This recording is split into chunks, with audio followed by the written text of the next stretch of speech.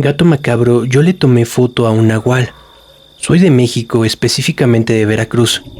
Tengo una gatita que rescaté cuando ya era adulta. Como nunca aprendió a usar el arenero, todas las noches teníamos que sacarla al patio para que hiciera sus necesidades. Desde varios días antes ya se escuchaban algunos ruidos que venían del cañal, pero en mi familia pensábamos que seguramente eran perros que andaban por ahí. Esa noche se me ocurrió estrenar el modo de fotografía nocturna de mi teléfono. Como ese modo tarda aproximadamente 60 segundos en capturar la imagen, solo esperé a que terminara. Cuando la foto se guardó, ni siquiera la revisé. Metí a mi gatita a la casa y regresé a seguir estudiando. Fue hasta un rato después cuando decidí verla y me llevé una sorpresa. Lo que captó la cámara fue esto.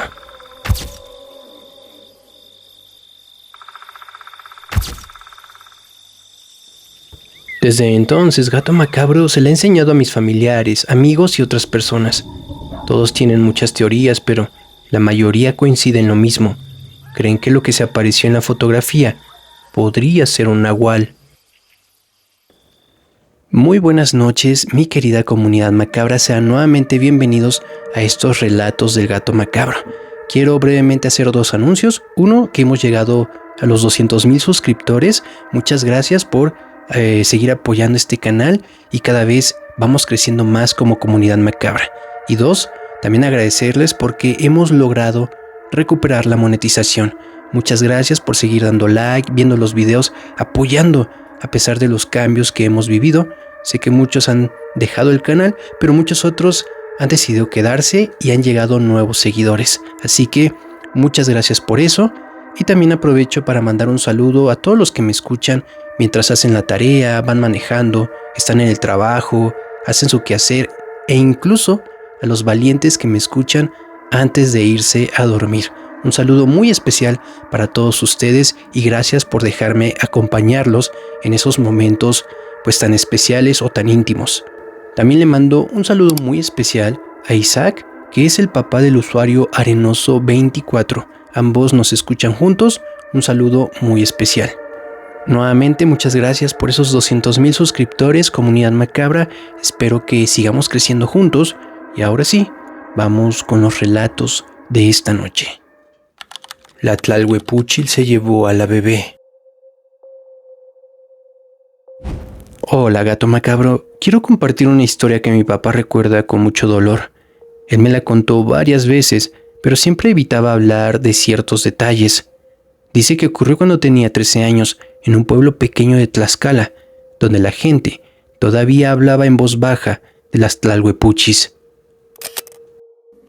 Mi papá vivía con sus padres y sus 4 hermanas en una casa humilde de adobe a las afueras del pueblo.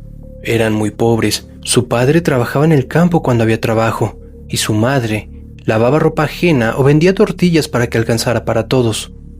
Había días en que los niños solo comían frijoles, tortilla y café, y aún así mi abuela se las arreglaba para que nadie se fuera a dormir sin probar algo.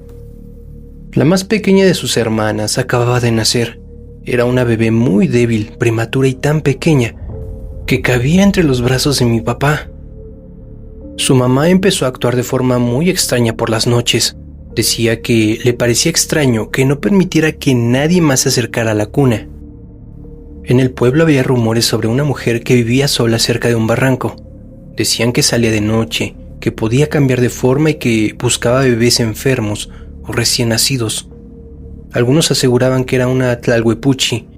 Mi papá no sabía bien qué era eso.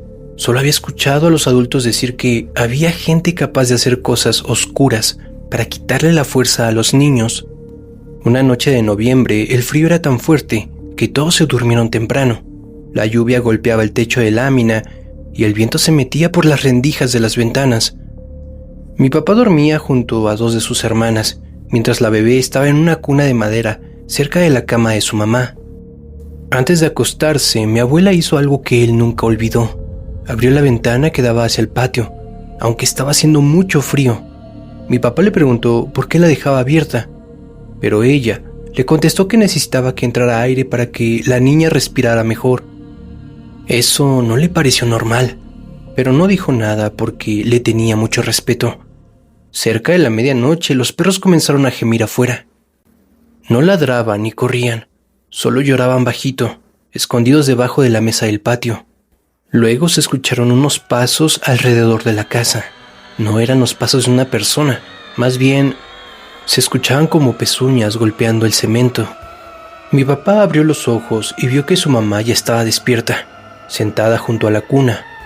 No rezaba ni lloraba, solo miraba hacia la ventana abierta como si estuviera esperando algo. Entonces una sombra pasó por el patio. Mi papá se asomó desde su petate y alcanzó a ver una figura de mujer parada frente a la ventana, una muy alta y delgada. Llevaba una especie de vestido oscuro. Esa mujer tenía unas patas parecidas a las de un animal. Lo que más le impresionó fue su cabeza. No tenía cabello.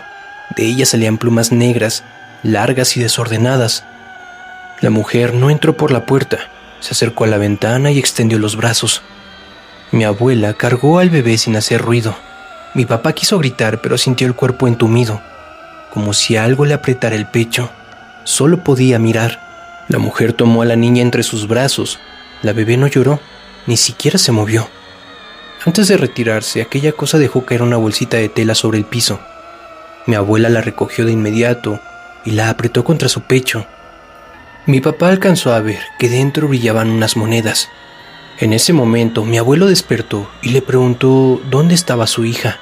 Mi abuela cerró la ventana de golpe y comenzó a llorar, diciendo que alguien se había metido a la casa y se había llevado a la niña. Todos despertaron desesperados, buscaron por el patio, por el terreno y por el camino del barranco, pero nunca encontraron nada. Mi papá jamás contó lo que vio esa noche, porque era solo un niño y temía que nadie le creyera. Sin embargo, al día siguiente notó que su madre escondía la bolsita debajo de unas tablas del piso. Desde ese día, la comida nunca volvió a faltar en la casa. Compraron cobijas, maíz, zapatos y hasta mandaron a arreglar una parte del techo. Con los años, la gente del pueblo comenzó a sospechar que mi abuela había entregado a la bebé a cambio de dinero, pero nadie pudo comprobarlo.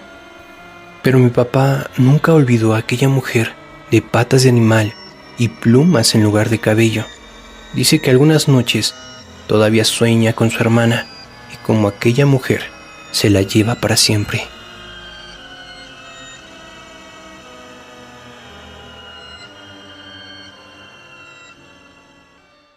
Hombres armados contrataron a mi abuelo porque algo desaparecía a sus hombres.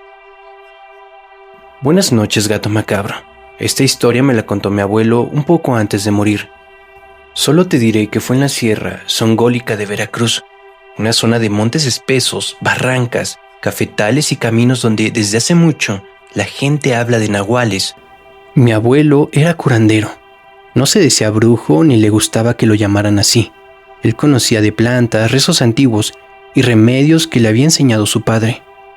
La gente iba a buscarlo cuando se espantaba, cuando un niño lloraba sin razón o cuando sentían que algo malo se les había pegado en el monte.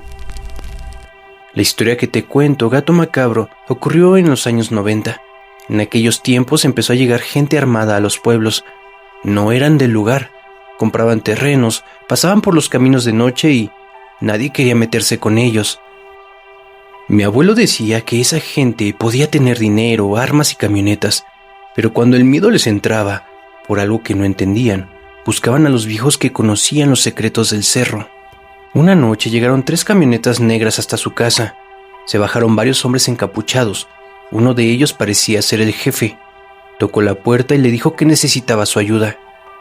Mi abuelo se negó, pero el hombre dejó una bolsa con dinero sobre la mesa y le explicó que no era una invitación. Desde hacía semanas, algunos de sus hombres estaban desapareciendo cerca de un camino de terracería que conectaba con varios ranchos. Primero pensaron que alguien los estaba emboscando, así que mandaron más hombres a vigilar, pero también desaparecieron.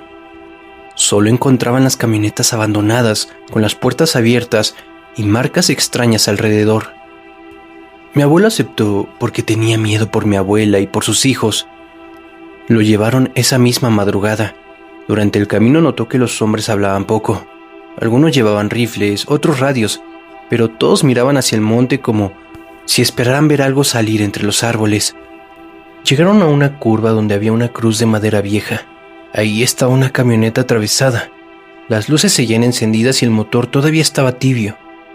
En el suelo había huellas de botas, manchas de lodo y marcas profundas parecidas a las de un perro, pero eran demasiado grandes. Mi abuelo dijo que eran pisadas más grandes que las de un toro, aunque tenían garras largas. Uno de los hombres le contó que había escuchado ladridos antes de que desaparecieran sus compañeros. Sin embargo, no eran ladridos normales, sino una especie de risa ronca que venía de un lado y luego se escuchaba del otro. Según él, alcanzaron a ver a un perro negro parado sobre sus dos patas traseras junto a un árbol.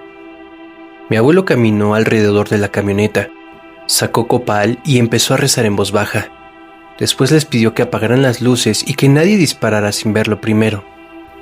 El jefe se burló, pero mi abuelo le dijo que si aquello era lo que pensaba, las armas solo lo iban a enfurecer. El monte quedó completamente silencioso. De pronto, desde arriba de la barranca se escuchó un jadeo pesado. Algo bajaba entre las piedras. Aquellos hombres levantaron sus armas, pero mi abuelo les indicó que se quedaran quietos. Entonces todos lo vieron. Era un perro enorme, flaco y con el pelo mugroso. Su hocico era muy alargado y sus ojos eran demasiado humanos, amarillos y brillaban en la oscuridad. Aquella criatura se detuvo frente a ellos, abrió la boca y mostró unos dientes negros. Mi abuelo juraba que aquella criatura sonrió como si fuera una persona. Después de eso empezó a hablar con una voz grave, como si varias personas hablaran al mismo tiempo. Dijo que esos hombres habían entrado a un lugar que no debían. Habían matado animales, cortado árboles y enterrado cosas en el monte. Les advirtió que el cerro estaba cobrando lo suyo. Uno de los hombres disparó por accidente. El estruendo rompió el silencio y la criatura no cayó. Corrió hacia él en 4 patas con una gran velocidad. Todos empezaron a activar sus armas.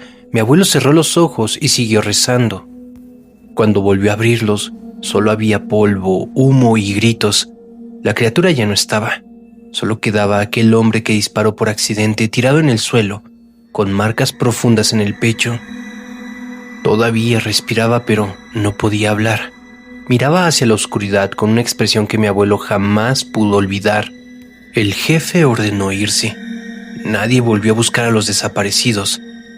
Dejaron a mi abuelo en su casa y salieron huyendo de aquel lugar. Mi abuelo sabía que aquello no era un animal. Decía que era un nahual castigando a quienes se creían dueños del monte.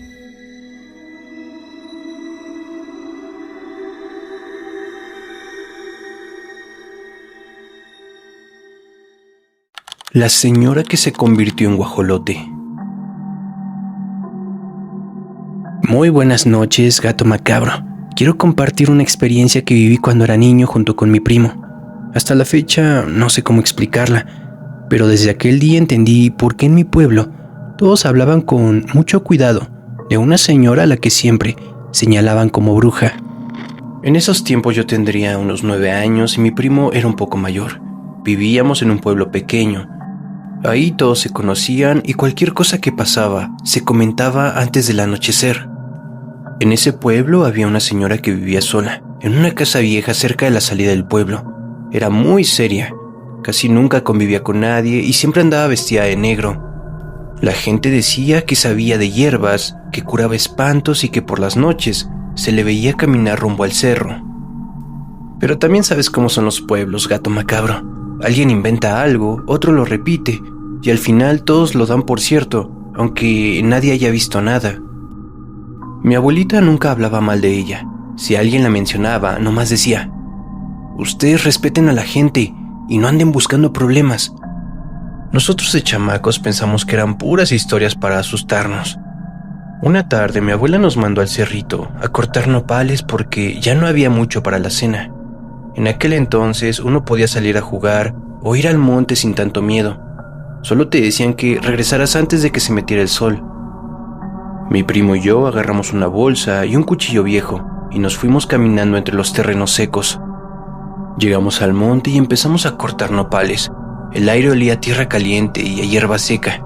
Todo estaba muy tranquilo, hasta que escuchamos un grito. Era un grito largo, como de una mujer llorando, o quejándose de un dolor muy fuerte. Nos quedamos quietos y volvió a escucharse, pero más lejos, entre los árboles. Mi primo me dijo que tal vez alguien se había caído o se había lastimado con las espinas. Aunque nos daba miedo, pensamos que podía ser una señora del pueblo que necesitaba ayuda, así que dejamos la bolsa de nopales y seguimos el sonido. Caminamos entre piedras y matorrales hasta llegar a unos arbolitos de ciruela que crecían juntos, en una parte donde casi nunca pasaba nadie. Ahí el grito se cortó de golpe. Entonces escuchamos un aleteo pesado entre las ramas. De pronto salió un guajolote enorme. No era como los que veíamos en los patios de las casas, era mucho más grande, con plumas negras, el pescuezo largo y la cabeza torcida de forma muy siniestra. Corrió unos pasos entre la tierra, abrió las alas y brincó sobre una piedra. Antes de perderse entre los árboles, volteó a vernos con unos ojos muy claros que parecían humanos. Mi primo y yo nos quedamos tiesos del miedo. Fue entonces cuando notamos que debajo del árbol de donde había salido había ropa tirada en el suelo. Era ropa de mujer, una falda oscura, una blusa, unos zapatos acomodados a un lado y un rebozo doblado como si alguien se lo hubiera quitado con calma. También había un collarcito con una estrella negra. No entendíamos nada. Volteamos por todos lados pensando que la dueña podría estar escondida o lastimada. Sin embargo, no había absolutamente nadie, ni huellas, ni ramas moviéndose, ni otra voz, solo el silencio del cerro y ese guajolote alejándose entre los matorrales. Agarramos los nopalitos como pudimos y corrimos de regreso a la casa. Cuando llegamos, ya era de noche y mi abuela se enojó porque tardamos demasiado. Le contamos todo, desde los gritos hasta la ropa debajo de los ciruelos. Mi abuela dejó de mover las tortillas y se nos quedó viendo con una cara muy seria. Pensé que nos iba a decir que estábamos mintiendo, pero solo nos preguntó cómo era el collar.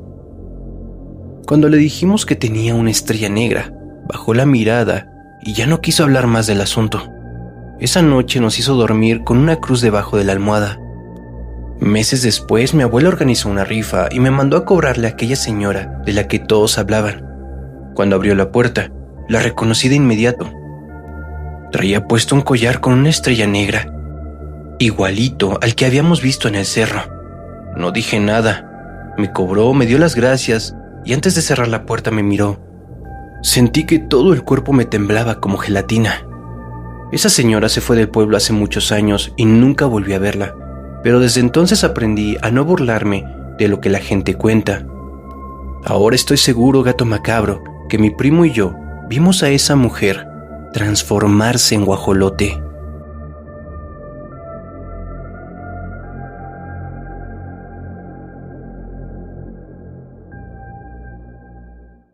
La extraña cabeza de perro. Saludos, gato macabro, a ti y a toda tu comunidad. Mi nombre es Juan y vivo en la Ciudad de México.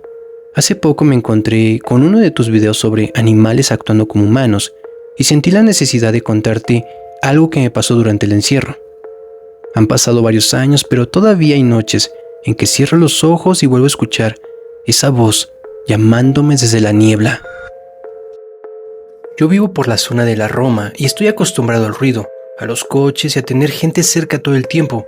Cuando llegó la pandemia, estar encerrado en el departamento se volvió muy pesado. Después de varios días sin salir más que a lo indispensable, mi mamá recibió la invitación de unos familiares para pasar un tiempo en Talpujahua, Michoacán. Toda la familia de mi mamá es de allá. Tienen una casa grande y un terreno bastante amplio, así que podíamos caminar sin acercarnos a nadie. Mis papás aceptaron porque pensaron que nos haría bien respirar otro aire.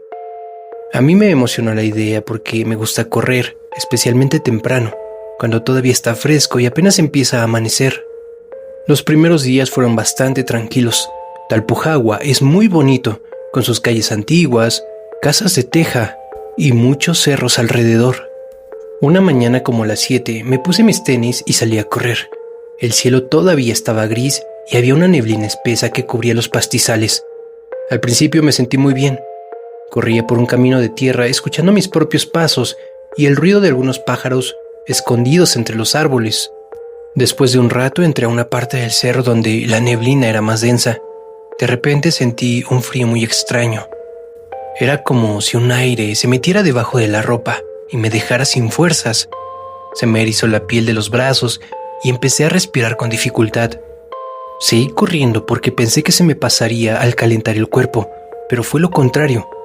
Cada vez me pesaban más las piernas, me costaba levantar los pies y sentía el pecho apretado. Me pareció extraño porque llevaba años corriendo y nunca me había pasado algo así. Pensé que quizás era la altura, el cambio de clima o que no había desayunado bien. Tuve que detenerme y empecé a caminar. Fue entonces cuando escuché una voz detrás de mí. «Juan, ayúdame». Volteé de inmediato, pero no había nadie. El camino estaba vacío y la neblina no me dejaba ver más allá de unos cuantos metros. Pensé que quizás alguno de mis primos me había seguido para asustarme, aunque sabía que todos seguían dormidos. Seguí caminando tratando de convencerme de que había imaginado la voz, pero volvió a escucharse, esta vez mucho más cerca. «Por favor, Juan, estoy aquí». Sentí que todos los vellos de mi cuerpo se me levantaban. No entendía cómo alguien podía saber mi nombre. La casa más cercana estaba muy lejos y no había ninguna persona en el camino. Aún así pensé que tal vez alguien estaba herido y necesitaba ayuda. «¿Quién está ahí?», pregunté, aunque la voz me tembló. «Juan, estoy aquí». El sonido venía de un árbol grande, casi escondido entre unos matorrales. Me acerqué lentamente apartando las ramas con las manos. Ojalá nunca hubiera ido hacia allá. En la base del árbol había una cabeza de perro, separada del cuerpo y todavía fresca. Tenía el pelaje café y las orejas caídas, y los ojos muy abiertos. No se veía como algo que llevara mucho tiempo ahí. Yo quería pensar que era una horrible broma o que estaba viendo mal por la neblina. Entonces, la boca de aquel perro se movió. «Juan, por favor, ayúdame». No grité. El miedo fue tan fuerte que mi cuerpo dejó de responder. Sentí que las piernas se me doblaban y que la vista se me nublaba. Me quedé mirando aquellos ojos que parecían llenos de dolor y desesperación. Las lágrimas comenzaron a salirme solas, pero no podía apartar la mirada. No sé cuánto tiempo estuve ahí. Tal vez fueron segundos, tal vez más. De pronto, algo tronó detrás de mí, entre los árboles, y eso me hizo reaccionar. Corrí sin mirar atrás, bajando por el camino como pude, tropezándome varias veces y con la sensación de que alguien o algo venía siguiéndome. Cuando llegué a casa, mi tío estaba afuera tomando café. Me vio llorando, lleno de tierra y sin poder hablar. Me sentó y poco a poco le conté lo que había pasado. No se burló de mí, ni dijo que estaba loco. Se puso muy serio y me pidió que no le dijera nada a mis papás para no preocuparlos. Más tarde me confesó que en ese rumbo vivían unas personas de las que hablaban mucho en el pueblo. Decían que hacían trabajos oscuros y rituales con animales. Por eso casi nadie se acercaba a esos terrenos.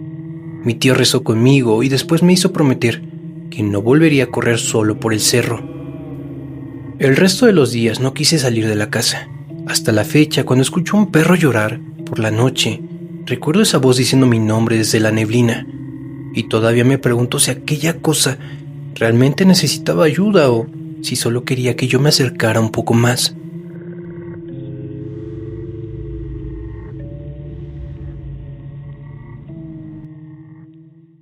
El favor que le pedí a la Santa Muerte. ¿Qué tal, gato macabro? Te envío este relato bajo el anonimato porque todavía vivo cerca de mi familia y no quiero que nadie pueda reconocerlos. Esto ocurrió en Tepito, en la Ciudad de México, donde crecí rodeado de calles llenas de puestos, ruido, música, mercancía y altares de la Santa Muerte en cada esquina. En mi casa nunca se habló de la niña blanca como algo malo. Mis padres tenían un pequeño altar desde antes de que yo naciera. Era una imagen blanca de aproximadamente 1,5 metros de altura. Estaba ubicada en un rincón de la sala. Siempre tenía veladoras, flores, vasos de agua, cigarros y monedas alrededor. Mi mamá le hablaba como si fuera una persona de la familia. Le decía la santita y le agradecía cada vez que el negocio iba bien o cuando alguien regresaba sano a casa. Mis padres tenían un puesto de comida casera dentro del mercado. Vendían guisados, arroz, frijoles, milanesas y tortillas. No éramos ricos, pero vivíamos de manera tranquila. Mi hermana y yo ayudábamos a veces a lavar los trastes, acomodar los platos o llevar mandados. Mi papá siempre decía que mientras trabajáramos derecho, nunca nos iba a faltar la comida. Todo cambió cuando empezaron a llegar unos hombres a cobrarles una cuota para trabajar. Al principio aparecían cada semana, pero luego, cada 3 días y finalmente iban diario. No necesito explicar quiénes eran ni cómo operaban. Bastaba con ver la cara de miedo de los comerciantes cuando se acercaban. Nos pedían una cantidad que apenas nos dejaba para la renta, la mercancía y los gastos de la casa. Mis padres intentaron pagar durante un tiempo, pero ya no podían sostenerlo. Mi mamá lloraba cuando hacía las cuentas y mi papá comenzó a quedarse callado durante la cena. Una noche, cuando yo tenía 16 años, me despertó el olor fuerte del copal. Vi luz debajo de la puerta de la sala y me asomé. Mis padres estaban arrodillados frente al altar de la Santa Muerte. Mi mamá sostenía un rosario entre las manos y mi papá tenía la cabeza agachada. No alcanzaba a escuchar todo lo que decían, pero entendí que estaban pidiendo protección para la familia y que dejaran de molestarlos en el negocio. Su voz sonaba desesperada, como si ya no supieran a quién más acudir. A la mañana siguiente me levanté temprano para ir a la escuela. Mis papás estaban dormidos en el piso junto al altar, abrazados uno al otro. Sobre una charola había 2 saquitos de tela oscura, húmedos y manchados de rojo. No pregunté qué tenían adentro, solo vi que mi mamá los guardó rápido cuando despertó y me pidió que no tocara nada de lo que estuviera frente a la imagen. 3 días después nos enteramos por las noticias de que varias personas relacionadas con las extorsiones de la zona habían muerto durante un enfrentamiento en una casa de seguridad. Desde ese día nadie volvió a cobrarles a mis padres.